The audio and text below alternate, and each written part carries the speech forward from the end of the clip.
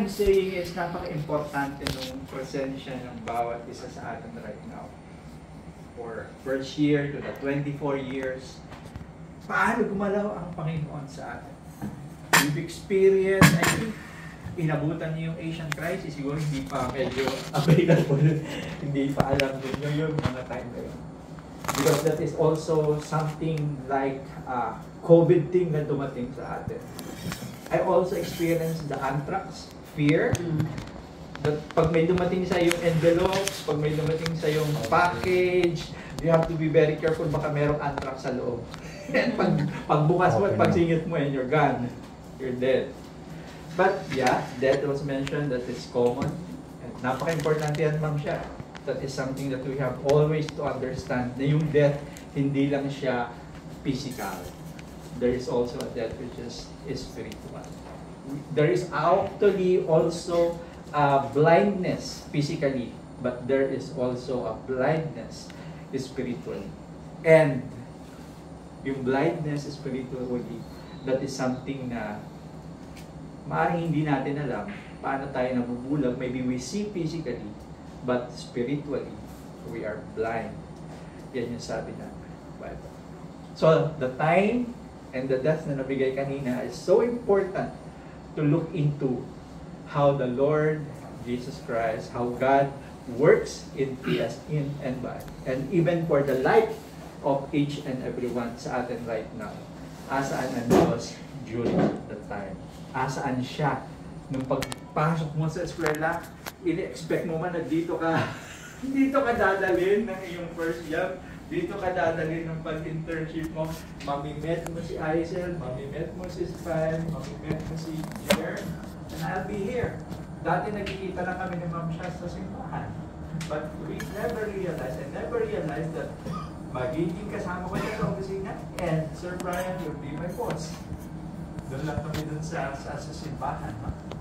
So that is incredible. What I'm saying is, hindi lang 24 years. Titingnan din natin yung after the 24 years, saan tayo dadalhin.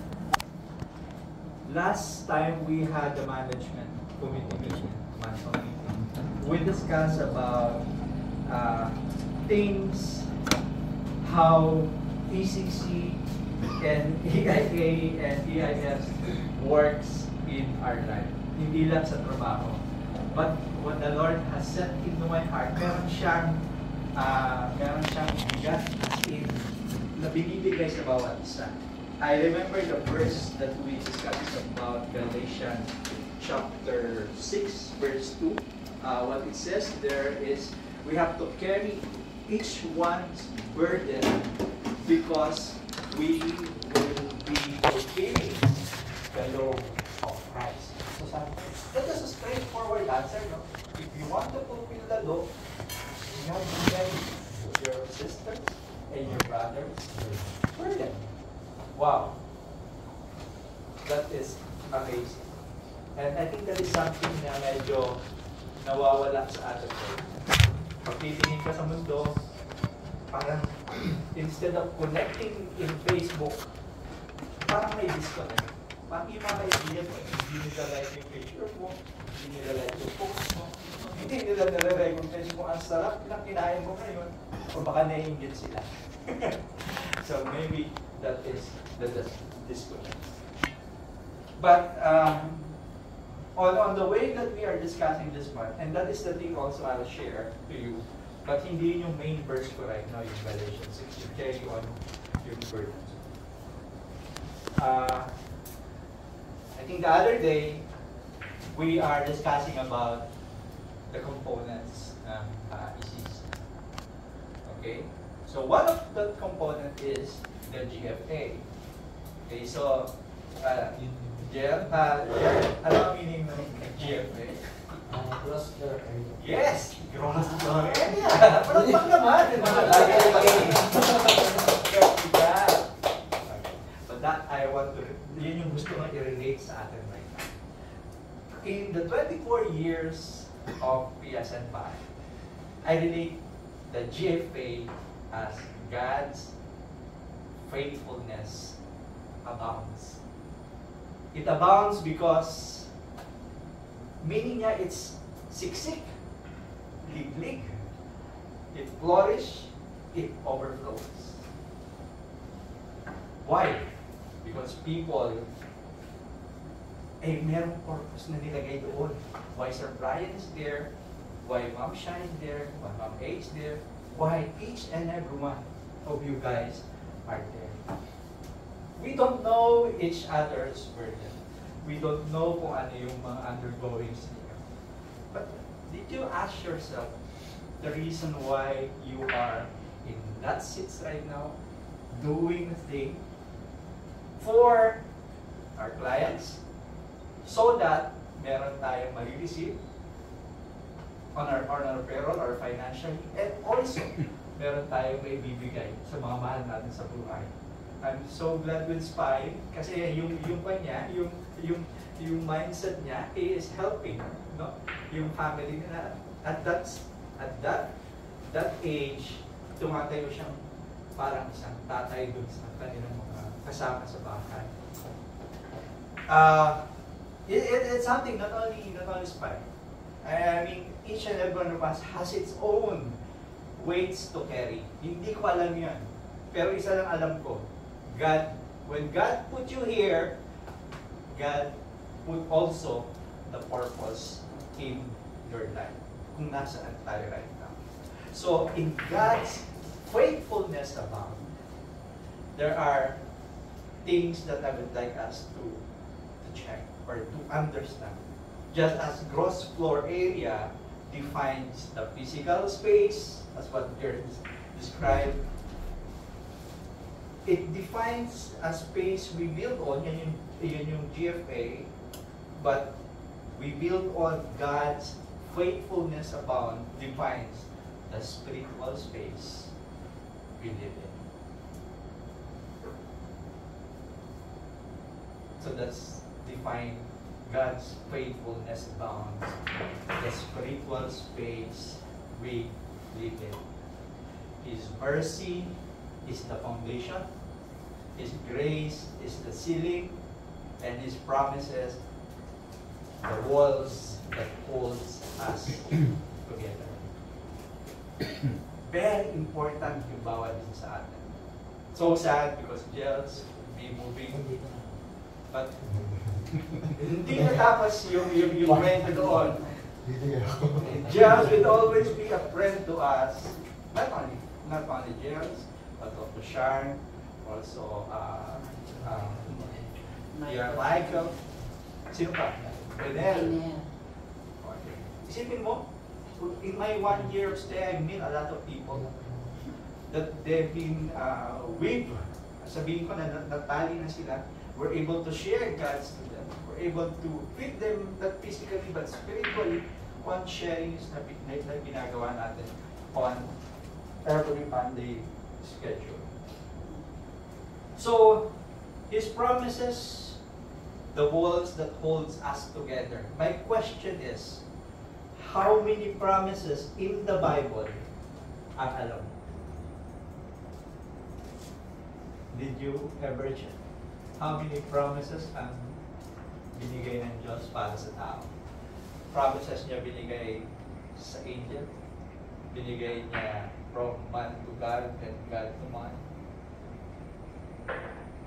They're saying that mayroon 7,000 plus promises that is promised sa atin. I didn't know how, hindi ko rin siya alam ganun kadami. But yan yung sinasabi nila. But that would be your assignment. Look at the promises na binigay sa inyo. 20 years yun. I would say that is experienced during the 24 years. I don't know how God works in you, but I'm sure God works in you in His mysterious ways. So that is the GFA. So we have discussion during our monthly meeting, and there's another term that I would like to share. Which we discussed also during the forum is the ECC.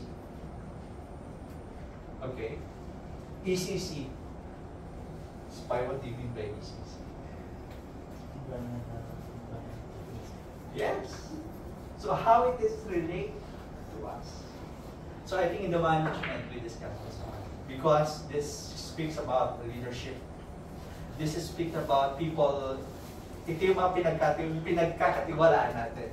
Where God put His I would say, yung opportunity to lead people. Which we know, Ma'am Sha, Sir Brian, Ma'am Michelle, Ma'am A, but actually they are just basically leaders. No? But we have to look into, actually, hindi natin nare-realize, internal, every one of us has that ability to lead. Because yung ginagawa ni Mike, hindi ko naman ginagawa. Hindi ko kayang gawin. Yung ginagawa ni Mike, yung ginagawa niyo isa-isa, ni Aiza, ni Danica, hindi ko naman. So, the leadership, in that perspective, kayo din yung mag-nurture ito. And in a larger scale, sa ating mga kliyente, the first key is basically the ethical business practice. So we always practice that. Ayaw natin ng may lagay. Ayaw natin ng may lagay. Because we know, alam natin yung standard. We know our God. The God we serve is so big. The God we serve has this things na nilagay niya sa puso natin to burden, to follow what is right and what is beneficial in us in order for us to glorify God. So businesses that prioritize fair trade, okay, bearing the burden of marginalized producers and consumers. So tinitingnan natin. Hindi tayo nagbibigay ng sobrang taas na presyo. Kung ano lang yung tamang presyo, we will always go there because that is our stand. Hindi tayo manggugulang. We want as in yung fair share na ginagawa natin with our clients. In every, and yun yung isa sa mga kinakatuwa ko dito sa business. So when I joined, it's really look into what is basically yung tama. Ano yung tama? Ano yung hindi mo talaga inuutakan yung kliyente mo na para mag-isahan. But what is fair? Yun yung ginagawa natin. And also in decision, in a sense, na parati natin sinasabi yung responsibility. Yung mga decisions na gagawin mo, you just do it by yourself or you ask yourself from them. So that yung decisions mo, alam mo yun yung pinaka-best. Because we can do the worst, the good, the bad, the better, but it's always God who do the best for us.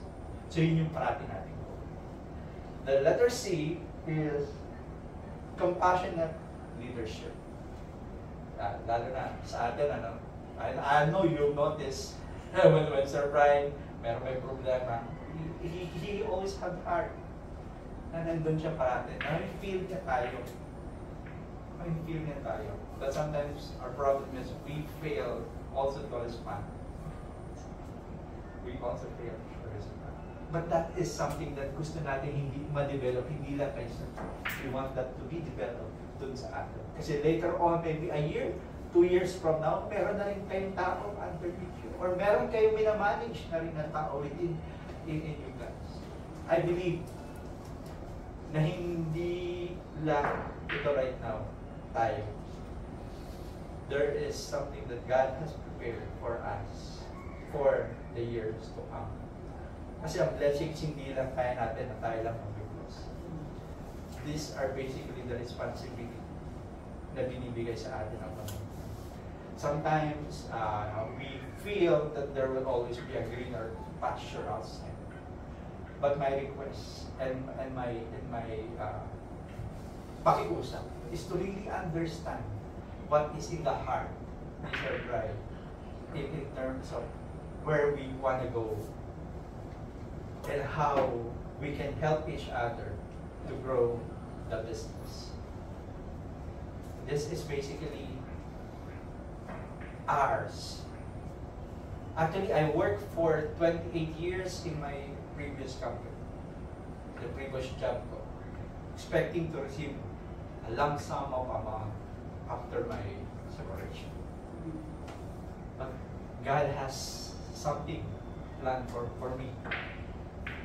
COVID came, everything is stumbling. You lose your job, resign. Kahit wala na. So, naiintindihan mo, you have done something. But God has put me, binalik niya ako doon sa job dahil kailangan ako. That's why bumalik ako ng Manila. But when I see the management change, the process change, sabi ko, this will not be a help for hindi ako makakapit. So I decided to go. But God has set a plan. And that's the plan. It's basically when I get in touch with a friend in the church, I was about to serve. So it is important, you guys, the compassionate leadership will not be available sa amin na. That will be available for each and every one of us. The collaborative culture, the next C. So what culture we are building. I love the culture we have. I love the pillar that we have. Ano nga yung isa dati ni one? Family oriented. Sino may business? Yun ang tingin nila sa atin, sa bawat isa. Okay, another one. Okay. Christ-centered. We don't have Bible study in my previous year. I saw a lot of companies that you just have to go and work, clock in, clock out, Saturday, Sunday. Okay. Jill. Strive for excellence. Strive for excellence. Whoa. And even the Bible says that we have to strive for excellence. Not because Sir Brian is my boss, no. It's because we are serving. And he is also serving the living God. Yun siya. Yeah, we respect Sir Brian, yeah, because he's our boss, but he knows also na meron tayong pinaka-boss. We are, tawag dito, pinagkatiwalaan. It's the word. Yeah. Okay, so 3, 4, 11. Meron pa. Sino pa? Isa. Jer. Integrity. Integrity. That is one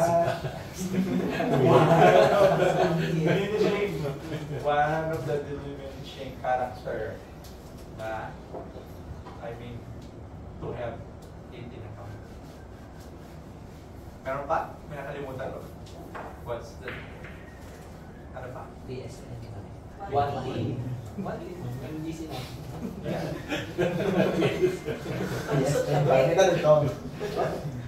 I was asked one time, kung sino daw pipiliin ko pag nasa boat daw kami. And kailangan mo mag-alis ng isang tao sa boat para makasurvive kayo. Kasama mo yung nanay and tatay. So, sino daw ilalaglag mo? Si Ma'am Shana. Basta si Josie ay sinabi ko. Nanay, tatay. Hindi ako na nakaalis.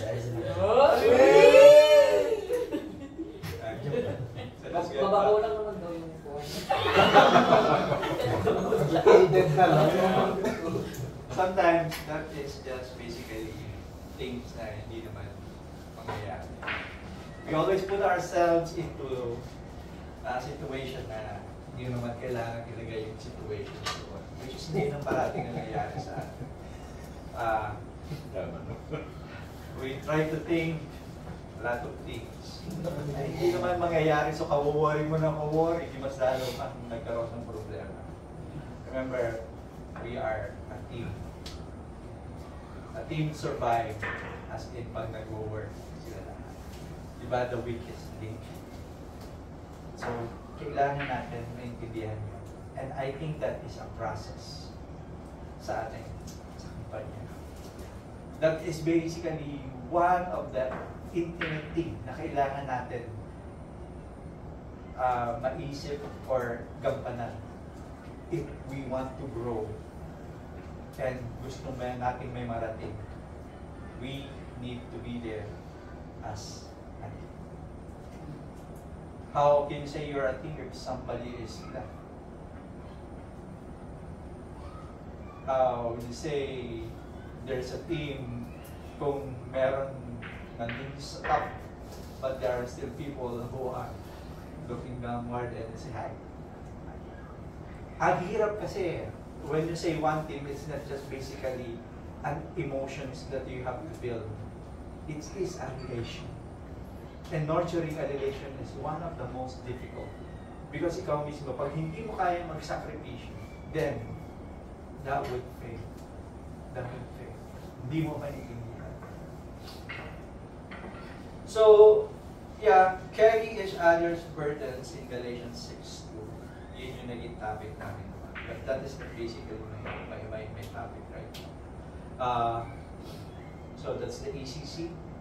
Ulitin natin. That is compassionate, ethical business practices, compassionate leadership, and collaborative culture. This culture is something in us. Nakikita ko yan sa inyo. And I would like na mas lalo nyo pang paghusayin. Kasi that's also another characteristic of company that will help us grow. Okay, I'll go on the EIA. So what is EIA? So we're done with GFA, we are done with TCC, then I'll go with EIA. Okay, any guess ang ibig sabihin nito? Huwag nang samari yung dalawa kasi natinig na. Yung tatlo na natinig na. EIA. O, sabihin ko na rin isa, EIS. That is something related to number 3. Collaborative culture natin bawat isa. Okay? So how are we going to do it? Okay, paano mo gagawin? You have to express in action. Dito ako eh. I mean, might lang. Wala ka mang ginagawa. That's something might tulungan. Wala ka. It's very difficult na. Actually sa akin, I always looking to myself, ikaw ba yan? Niloloko mo lang sarili. That's always the thing sa akin. So sometimes I have this attitude na parang, kaya ba gawin? Ako ba yun? Parang hindi ko siya kaya. But that is something that I like to thank the Lord for the Holy Spirit has given me that strength to really express in my service. Talagang makakaya mo dahil nasa iyo yung power ni Christ. Hindi mo lang ginagawa yan dahil kaya mo. Ginagawa mo yan dahil mahal mo yung tao. Dahil yan ay kailangan mo gawin dahil ikaw isang Kristiyano. And yan yung dapat mong ginagawa.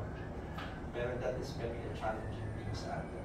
Expressing things in action is one of the difficult. Because you will involve hindi lang yung time, it will also involve your wallet. It will also involve your relation with the family. What Brother Fry, right? First, the family. Diba? But because mahal niya tayo, it is right. Mama Michelle is there. Meron sa mga anak at has. Why do you think it happens? Tinatanong ko din yun. Bakit kailangan nila hindi sila kasama dito? Bakit? Nandun sila and they have things there which is important. And my bride is, which our bride is here, which is with us, which is this is another also part of their life. Maybe is God saying that He is preparing us for something that is ready, that is something that, yeah, you can do things because I'm with you. Because I can fix things. Yeah, that is something. And the EIS is almost similar. Yeah. Express in service. That's yeah, very good, yeah. Research na sabi ko kanina. Very good. Making I know that this is very good. I got to share. So this is the keywords. Around another 3 hours. It's just, it's something. Mabilis na. Keywords is in Proverbs 3.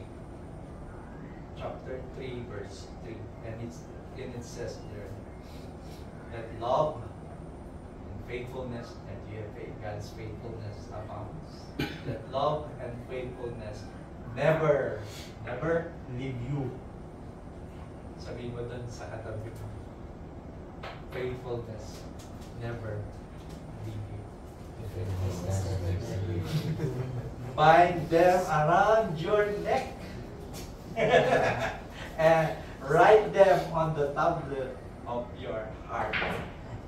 Oh, who's wearing necklace? Wala kang nag-wear ng necklace. What does it mean? What is the implication? What is the implication of wearing necklace? Sino na nakapag-wear ng, I think Ma'am A. What is the implication, Ma'am A, na nag-wear ka ng Added attraction. added attraction? Any other? Thank you, Ma'am A. Yeah, you'll be attracted. Kung nakita na, laki ng bros mo. Yung mga galing Saudi, sir. Bling. Mga ganyan ang kapal.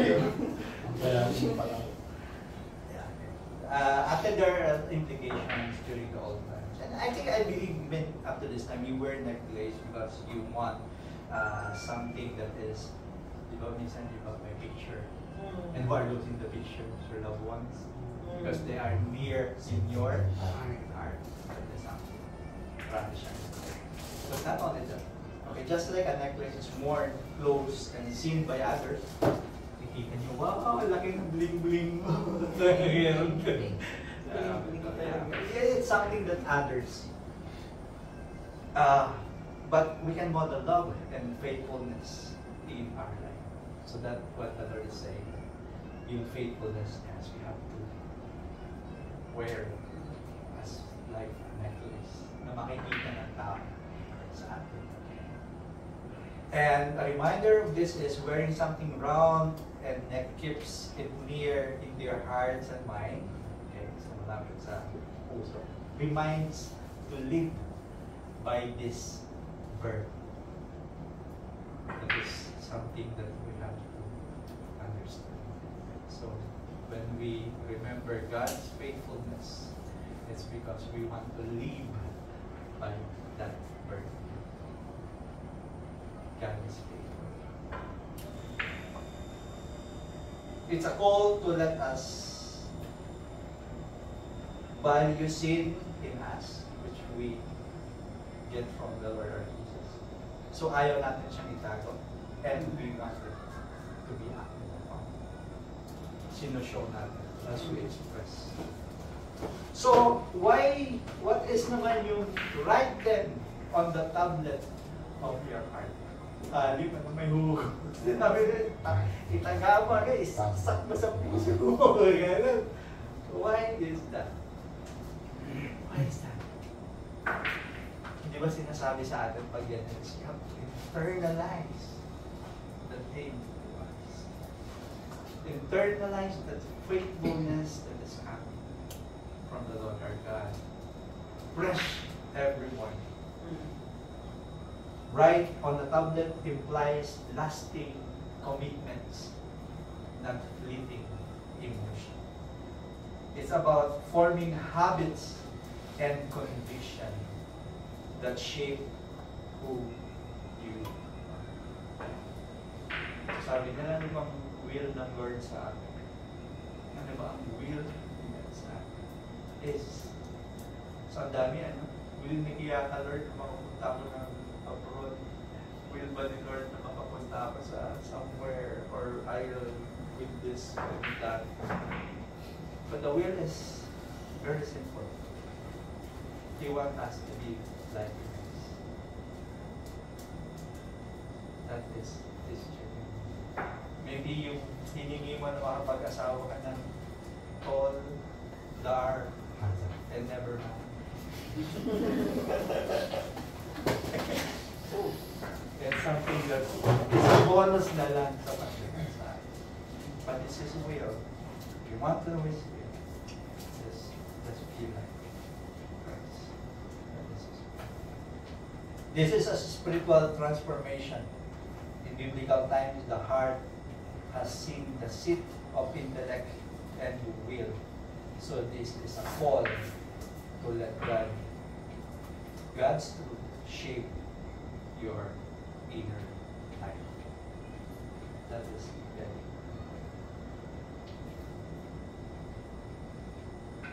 So in order for us to do the service that we are called for, in order for us to grow for another year, we always remember the GFA, the ECC, and the EIA, and the EIS. With that, we only have that power na mararanasan natin once we always experience that faithfulness, that verse that we read tonight about Proverbs 18. It's something that we have to really wear in our heart and right in the tongue of our heart. So kung meron man akong gustong iwan right now, is really wear that faithfulness for the next 24 years or more. Ilagay natin sa puso. And i-wear natin sa atin. I think that is a principle that is biblical. That is something that God would treasure us for the more years to come. So that is my sharing for tonight. And I think Pastor Brian would like to say something for us. Pastor Brian. Yeah, thanks, Sir Ronnie. I really like what you said using GFA. Actually, shinare ni Sir Ronnie during the monthly management meeting. I don't want to take much of the time. 24 years. It sounds very long, but it's actually quite short. Magugulat kayo. So I think if there's anything I'd like to share with you, natutunan ko, just do your best at every day that you live life. Sometimes life will throw things at you. Ang daming mga hiccups, ang daming mga... Sometimes ikaw yung hiccup, ikaw yung palpak. And that happens. We're human beings. So we make mistakes, sometimes we sin, di ba? Actually, and sometimes, a lot of times we sin. But it's God who reminds us about sin. Actually, when we go through life, we will see how sinful we are. Sobrang, that is a very good idea that God is the one prompting you in your heart. And when you get to that point na nakikita mo siya, it is actually humility yung napaka-importante. To be humble enough to accept our sinfulness. And just go back to the Lord because He already said that whoever asks for His forgiveness, Jesus Christ is faithful to forgive us.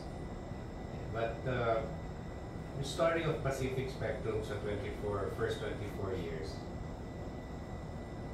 parang almost chamba talaga. Parang masasabi mong chamba. Kasi it's funny, but I haven't actually shared this. So share ko sa inyo, secret. Yeah. It's little secrets lang. So, as you might know, I graduated from UST. And once you get into UP, typically UP grown people would separate themselves as kami, UP and others and tawag.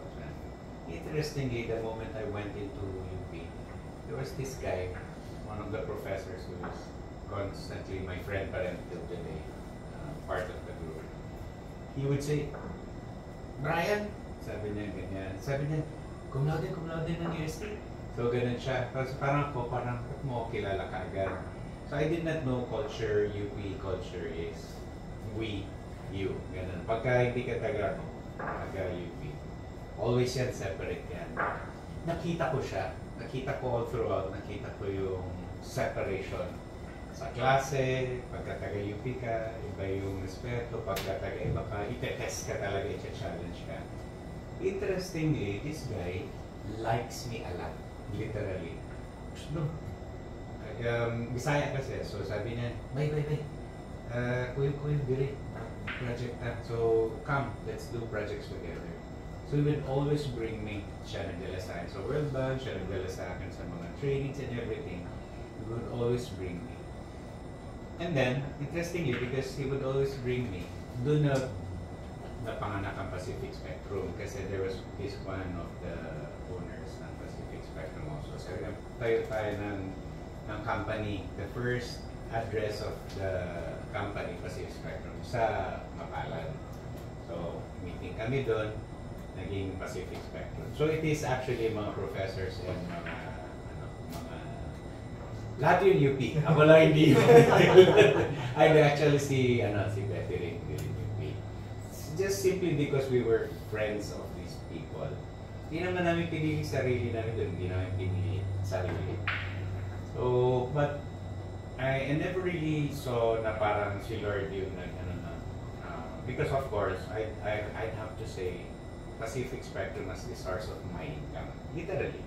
Yun yung source ng income ko. That's how I brought, my family to where we are. And at one point, talaga nagkaroon ng problems and everything. But there are two sides to that, the good side and the bad side, or not so good side. The good side, lahat sila, parang, Ray, I have to leave because I need to go to the World Bank, so hindi na ako pwede dito. One was, Ray, I cannot stay with Pacific Spectrum because I signed a contract already with Manila Water, so Manila Water Sustainable Top Guy. Sa PhilInvest siya na yan, di ba? Si Mark Niba yan. So one of the owners went to World Bank. The other two went to France. One was France, the other was the US. That's the generally good side. Lahat sila na nagsarili. So the remaining owners bought their shares and everything. Then nagkaroon ng problema. This is, I think, where God tests you. This is a story I never shared, but I'll share. Ako yung finance director. So, syempre, kami mga engineers kami, pero wala naman kami alam sa accounting. So, ako yung finance. I don't know why. But ako yung finance. So, sabi ng isa sa mga owners, so, ikaw, finance ha? Sige. Karoon na kami ng problema sa BIR. Kapag yung BIR sa amin. Sabi ng isang owner, 150,000. Yan ang hinihingi ni BIR. Siya na bahala. 50,000 pesos, pambayad ng penalty or ng taxes, yung 100,000 kanya. Sabi ko, hindi pwede. Sabi ko, hindi pwede. Ilaban natin ang tama. Yan na nga yung proof na this is our opportunity to do it right. Sabi nga, let's do it right. Tingnan natin yung accounting natin. Kailangan natin mag-hire na accountant. Hire tayo accountant. Sabi niya, so hirap yan. 150,000 pesos per year. Yan lang yung kailangan nating bayaran sa BIR. Sabi ko, hindi talaga pwede. Ako ang finance director. Sabi ko, let me resign. Walang problema. I can resign as finance director. I respect you as the owner, the pinakamayari. Kasi part owner lang ko, di ba? So, siya yung pinakamataas na ownership. Sabi ko, let me resign. I don't have problem. Just do not make that decision. Pero kasi I go against that. Kasi ako yung finance eh. Don't let me do that. Nagulat ako. A week after, siya nag-resign. Sabi niya, I'll resign from Pacific Spectrum. You buy all my shares. Ikaw na may-ari ng Pacific. Ganon kasimple. So, painful yun. Like, shock ako parang, ano mangyayari? Parang, I don't have money to buy you. Ganon. Basically, because you have all the shares. I don't have money to buy you. So, huwag ka mag-alala. Dahan-dahanin mo na lang. Pero, just pay me. I'll be the one to leave. So, dun naman pumasok si Mami Shu. By God's grace, yun yung time na ayaw na ni Mami Shu mag-work kasi nandiyan na si Shanice. Umiiyak siya araw-araw. Ang pinaka-nakakatawang Nanonood kami ng comedy kasi nadi-depress siya. Sobrang depressed niya. Noon kami ng comedy, tawa ka ng tawa kasi siya umiiyak. Bakit ka umiiyak? Hindi ko alam na depressed talaga ako. Nag-resign na talaga ako. So it's normal to resign, especially when you have children. Doon talaga yung reason bakit family-oriented ang Pacific Spectrum. Sabi ko, I will hire employees. Sabi ko, I don't want them to feel like you. Sabi ko ganyan. Let's set up Pacific Spectrum such that they will not ever feel that way. Sabi ko ganyan. Kasi, hindi naman din sustainable. May anak ka, nag-resign ka, wala ka ng pagkain para sa anak mo. So sabi ko, let's try to set up a company that will make family people be family people, di ba? Hindi, that's why I keep on saying, di ba? 50% of the time nasa Pacific Spectrum, nasa work time. Let's enjoy it. Let's enjoy it. So, then, yun nga, parang, don't also let your work be the only thing that makes you, di ba? Because work is just work. But, we set up Pacific Spectrum para mag-enjoy kayo sa work as much as we can. That's why we are family-oriented. So, umiiyak siya. Tapos, naging siya ang aming accountant. So, sabi ko, ikaw rin bumili ng, basically, ganito nangyari. The company, because of the IR issues, was handed by the Lord to us. Ganon, that's the story what I'm trying to say. Used to be owned by different people. He said, I'm gonna, probably yung message ni Lord, hindi naman sinabi sa akin, di ba? Pero ganon ang nangyari. Paano po siya sabi, I'm gonna use BIR tax issue to let you own Pacific Spectrum. So, ganun yung nangyari. So, praise God, ganun ang nangyari. And, the funny thing is, yung compliance liaison, Danica,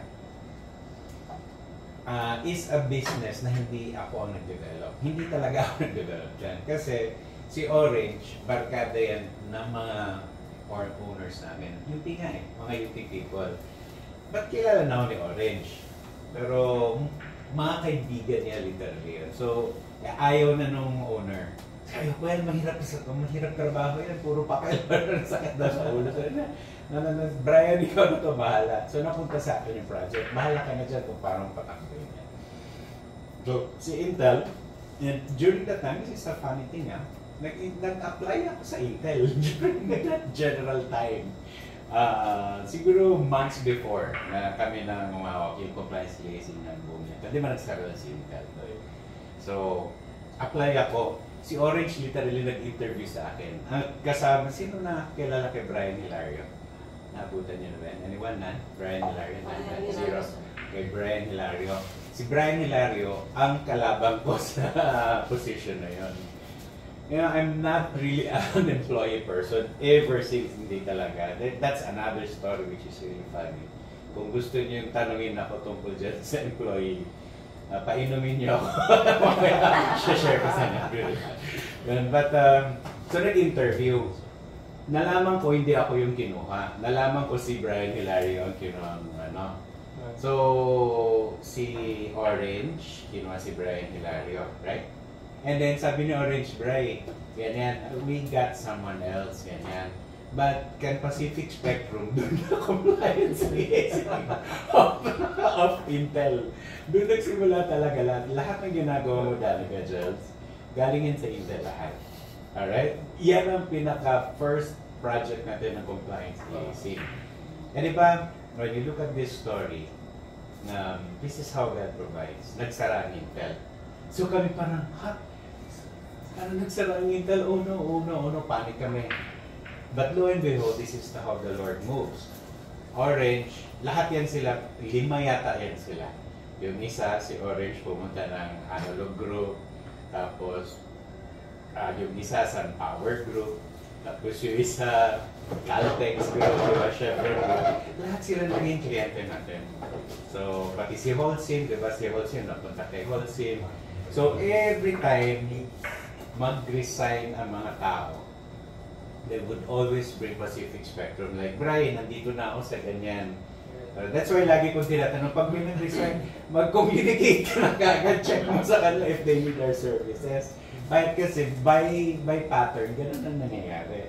So it's funny because it's the Lord who multiplies that for us. To tell you frankly guys, I never market Pacific Spectrum. Dumadating talaga ang project.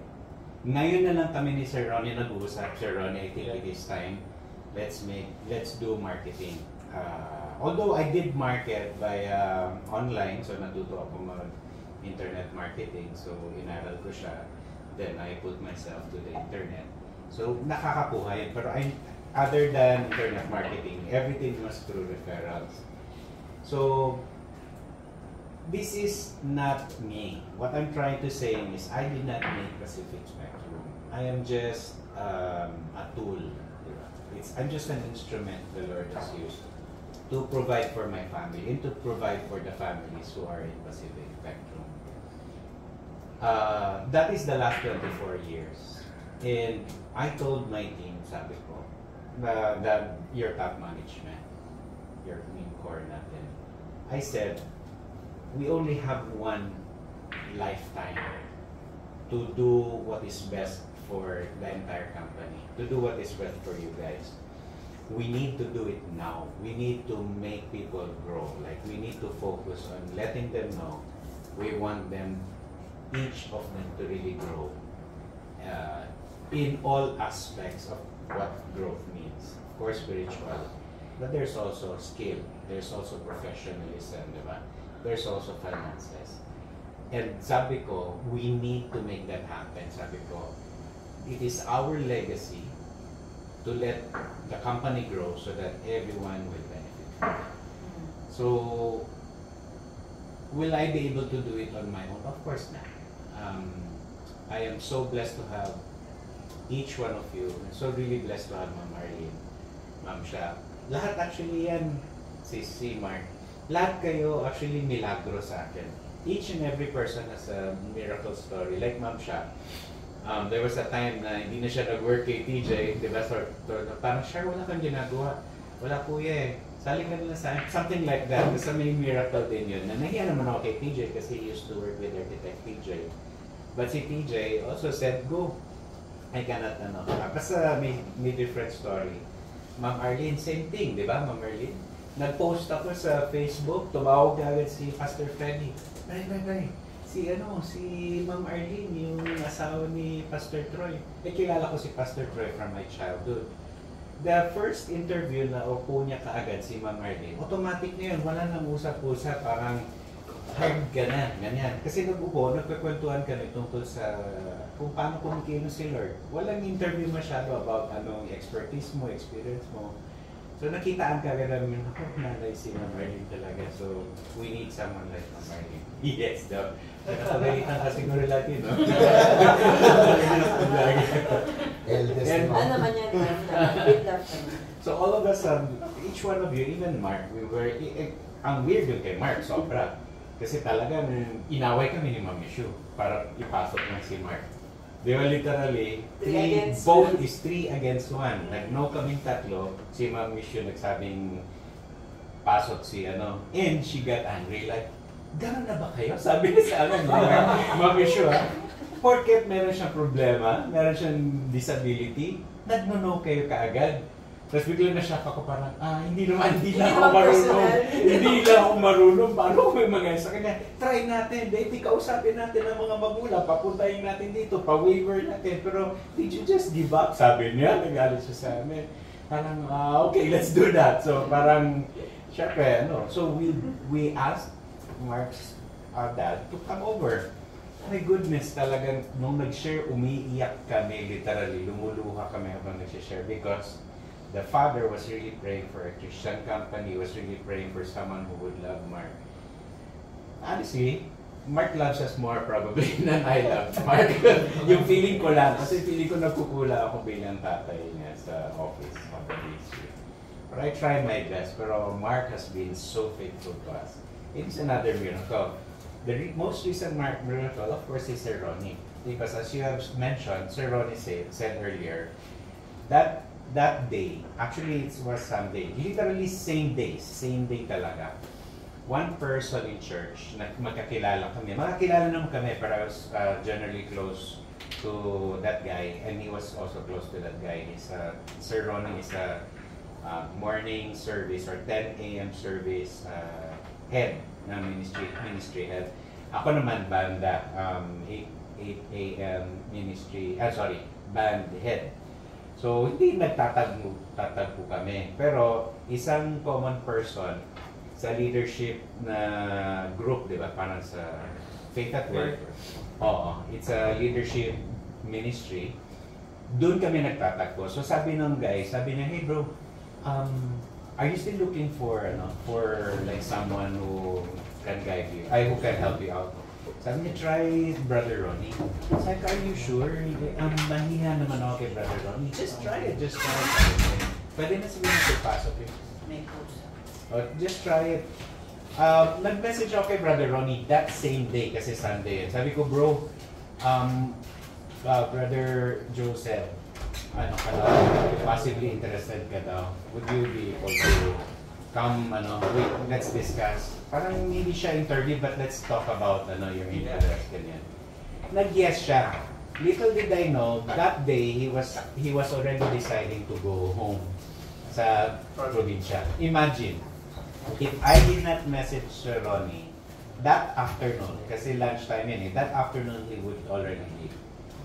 And dahil nag-message ako, hindi siya umalis.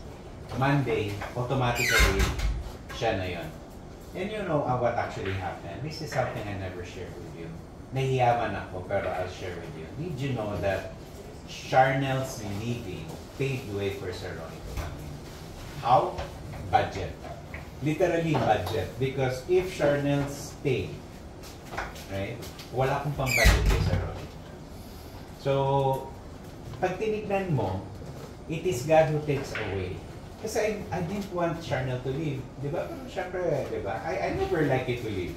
In fact, I told the guys, sabi ko, I did not expect Gels to leave. That's why I never talked with him about anything. Ganyan.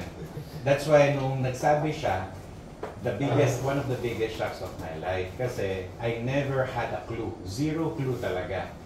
And sabi ko, nagulat ako na si Gels. But sabi ko, if you know me, I will never stop someone from leaving. Kasi that's just not me. So sabi ni Ronnie, let me speak with Gels. So siya yun. So actually siya yung spokesperson ko. If you're being stopped by someone or by Sir Ronnie, it's because my heart is actually like that, but I do not have the guts to stop you. But I did say, di ba, wala namang pigil yan. Oh. So, sanay na kami na merong umaalis, pero hindi pa rin pala masakit. Sobrang sakit. No offense to you, sabi ko nga sa'yo, you're always gonna be family. But that when people leave, there's a part of you that gets ripped off. Masakit. Yung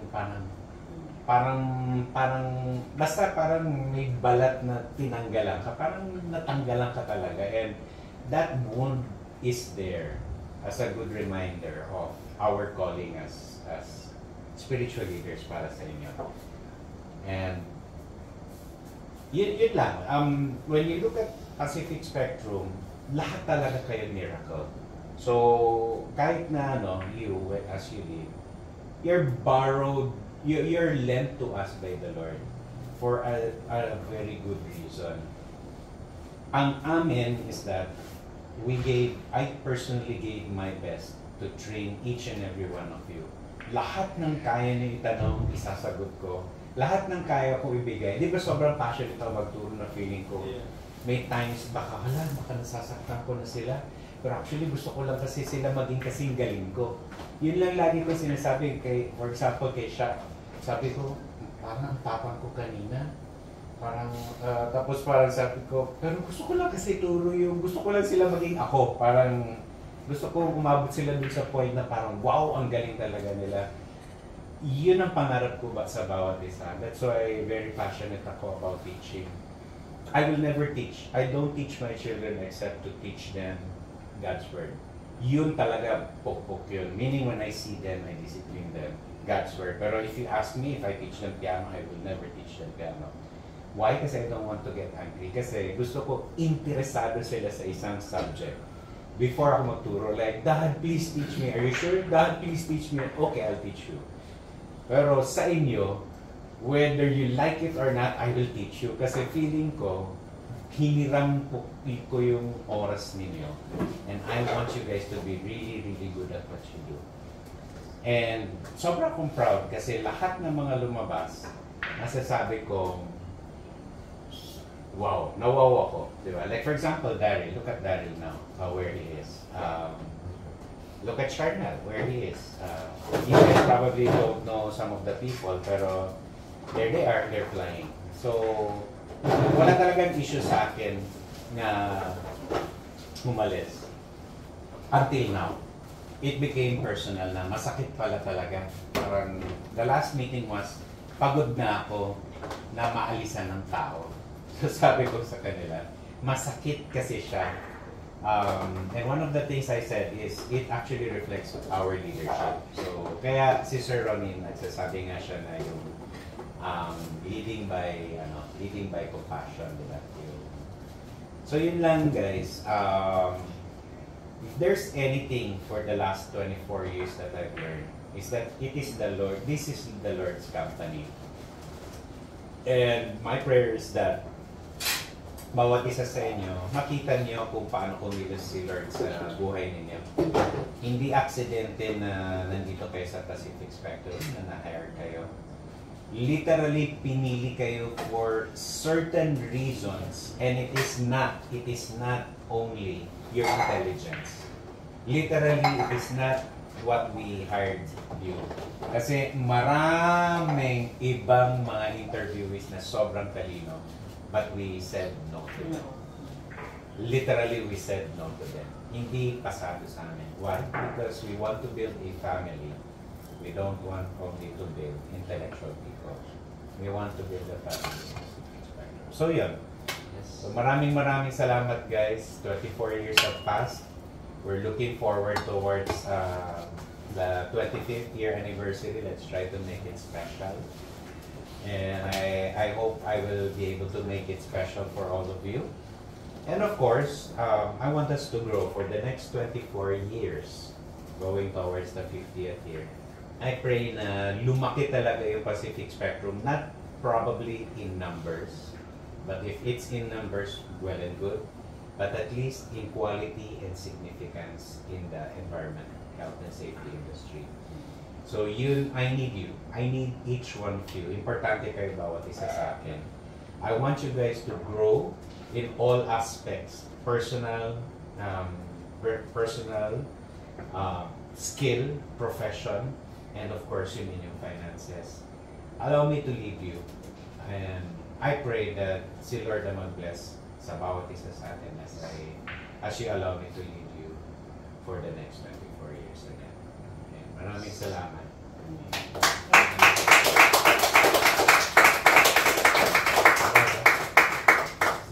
So I think we can proceed. Gutom na rin. Sulit na sulit. Sige, let me lead you guys. Sir Ronnie, you have anything else? Yeah, we can pray for you, sir. Sige. And then we also pray for the food and I would like to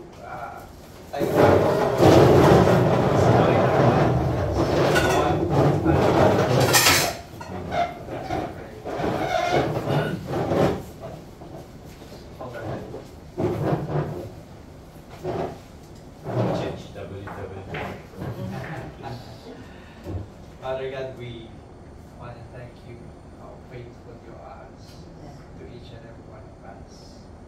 For even those for the people who are not with us.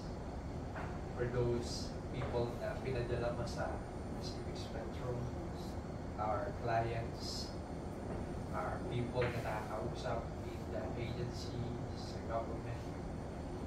I know that there's a purpose why each and every one of us are here. Lord, we just want to use us so that your name would be glorified in every areas of Pacific Spectrum, in our life, in our family, in the neighbors, Lord. Thank you, Lord God, for bringing Sir Brian to us. Mamuna sa akin. I know how far sa kanya, sa kanyang family, sa business na pinagkaloob sa kanya. And I pray, Lord, that you will bless him more, that you will protect him, O Lord God, in every areas ng kanyang family, Panginoon, ng kanyang business. I pray for wisdom na ikaw po ang siyang tunay na magbigay sa kanya. And help us, Lord God, na ma-lead niya itong company. That this would be a company that people would see Christ in this company. Father, as we celebrate the 24 years of PSNY, Lord, ikaw po ang huna sa another years na aming po pagsasamahan.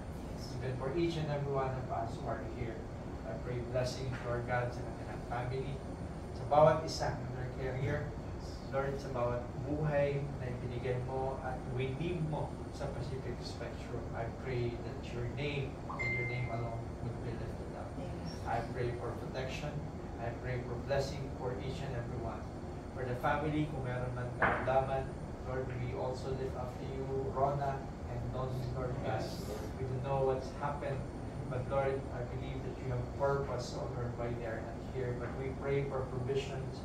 We pray for your guidance and protection for their needs. Panginoon, please provide for them, O Lord God. And be with them as they are in this process. So I pray that you will send people that will help them and them, O Lord God, and the doctors that titingin po kay Rona sa kanyang problem. I pray for healing, that you are God, who is a God who is a great healer. You are Jehovah Rapha, and you are God who is our healer. Lord, thank you, Lord, for the healing. Even for this tonight, we're going to eat, Lord God, the blessings that you have prepared for us. Father, I pray that you bless this, may this to give us stars. And we lift up to you the rest of tonight, Lord God, to be with us and help us, Lord God, to be a blessing to each and every one. It's glorifying name. Lord, we thank you and bless this food in Jesus' name we pray. Amen. Amen. Happy birthday! Antonio Rice. Dalhin kaya natin dito. Kaya ba? Hindi, no? Kaya. Tayo na lang po siguro. Baka yung first round, baka yung first round, iikot natin yung kanin. Yung second round na tayo. Mas mabilis. Go. Gusto mo meron na lang nakaabang doon. Dalawang tao na iikot. Habang nag-aantay kayo ng prize nyo. Kunin Hindi natin. ko madala ng pulo. Kala mo Ako na yung tapos. Akin na yung plato. Everything. Give me the plates. Sige. Amin. Ako. Plates, please. Give me the plates. Ay! Ang tanong, gano'ng karami? Sige. Kakainin. Hinihingan na lang yung sobra. Sir, yung phone niya pa naka-charge. First plate.